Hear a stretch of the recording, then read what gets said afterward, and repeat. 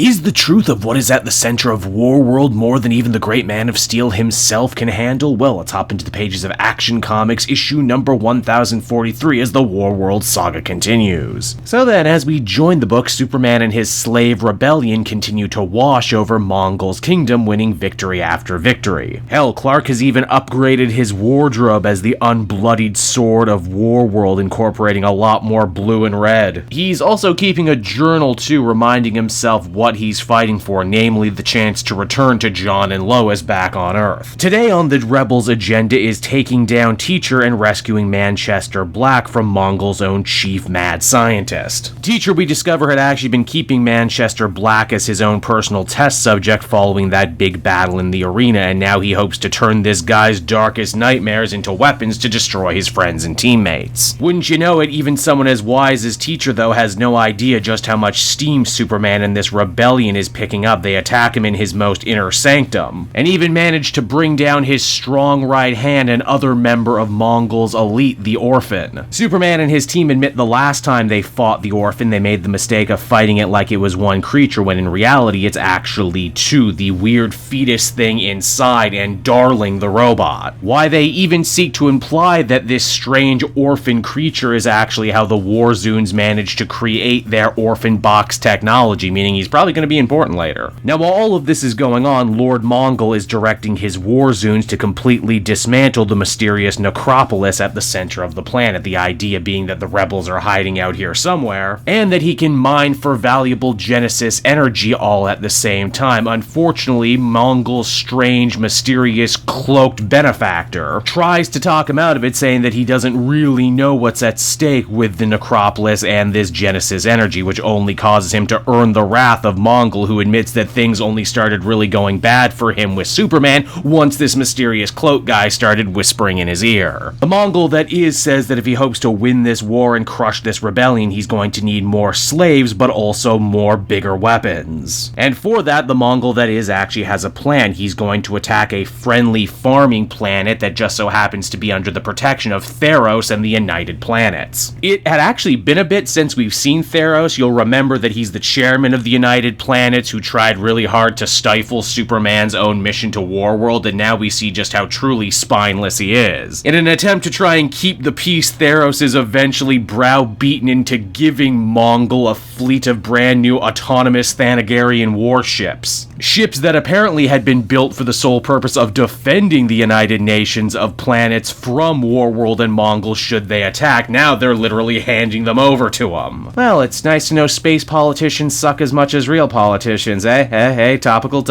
With Manchester Black safe, Superman and his rebels now have a choice of where to go and liberate next. They can go save Apollo, who's currently being held in the capital city under lock and key powering Mongul's war machine, or they can go and find Enchantress. Yeah, I know, right? Enchantress has been gone so long I forgot she was part of this story. June is being held at the Nest by another one of Mongul's elites, an evil alien creature by the name of the Mother. Unlike Mongul's other top champions, the Mother actually isn't from Warworld originally. She's some dark eldritch creature that a planet colonized by Warworld awoke to try and save itself, only to have their whole planet destroyed anyway. Mongul, who at the time was only a servant of his father, had made some sort of devil's deal with the Mother, and no one is exactly sure what it was all about, but they know that she's already killed one planet before, so there's very little stopping her from doing it again. In this issue too, we're also reintroduced to the Phaelosian storyteller Byla Esh, who, I've said it before, but it bears repeating, I am 100% certain is the man in the cloak, because he knows things he just should not know, and no one ever bothers to question him on all this knowledge. He talks to Superman about trying to understand all the ancient writing in the necropolis. Superman says that he's coming along with it, but there are certain things and certain mysteries that still manage to elude him. Byla says that Warworld is special because it's a planet that is ripe with myth power. What does that mean? Well, basically exactly what it sounds like. You see, certain planets and certain universes have actually been trading back and forth the same stories and legends since the beginning of time itself. Byla says that there are many tales told of boy kings who pull magic weapons from stones, or great warriors who descend to worlds of the dead to save the women that they love. Again, the particulars are different, but the stories are the same, and one particular story comes up in pretty much every universe ever. Stop me if you've heard this one before. But it's the one about a doomed race of people who send their last son on a craft where he lives another life, becomes a hero and a champion, and eventually frees them all from slavery. You know, Superman story. I gotta say, it's pretty impressive for Philip Kennedy Johnson just to literally call out, yeah, Superman's story is Moses' story when you break it down. But Byla doesn't stop there. He also shares the story of the god aspect gems and the oldest god of them all, Oghren. If that name sounds familiar to you, it totally should, because Oghren, we discovered in the 2021 Superman Annual, actually has the Phantom Zone existing in his mind. It was a whole thing. Basically, Oghren was the biggest, baddest, most powerful god who ever existed, but he went mad, almost destroyed the entire universe, and the other gods were forced to seal away aspects of his power in gems and spread them across the multiverse. There's a legend that says anyone who should bring all these gems together, be they pure of heart, will restore balance to Oghren and therefore the universe, but if someone evil should bring the stones together, like, oh, I don't know, Mongul, then the Dark God's wrath will be delivered on the entire multiverse. Oh yeah, this totally sounds like a setup for the next arc once Warworld is done. And hey, if you wondered why is this stuff with the aspect gems only coming up now, well, as we discover in the backup to this issue, you know that thing that has always been part of Mongul's costume from the very beginning? Well, turns out that's one of the aspect gems. Warworld was built as some sort of puzzle box to try and keep the secret power hidden. And now Superman is going to have to do everything in his power to save this world, save his teammates, and stop Mongul from getting any closer to these godly gems. And it's on that absolutely crazy note the comic comes to an end. And so that was Action Comics number 1043, everybody. And once again, I'm really enjoying what Warworld Saga is laying down. Philip Kennedy Johnson has really done a lot of work building the lore of Warworld, the history of the Mongul family, and well, that's just the sort of nerd I am. I really go in for that kind of stuff. Is this revelation about stones scattered across the multiverse almost certainly the next big thing that's going to keep Superman off Earth and on another big cosmic adventure? Yeah, but I'm about it. Sure, a whole MacGuffin quest does sound a lot like other stories I've read, but hey, this Warworld Saga already sounded a lot like Gladiator or Planet Hulk, but I still liked it anyway. In fact, with everything Byla's saying about myth powers and great stories repeating themselves, actually now kind of seems to be an undercurrent and theme for the book going forward. Overall, I'd give this one an 8 out of 10. This is just a good old comic book time.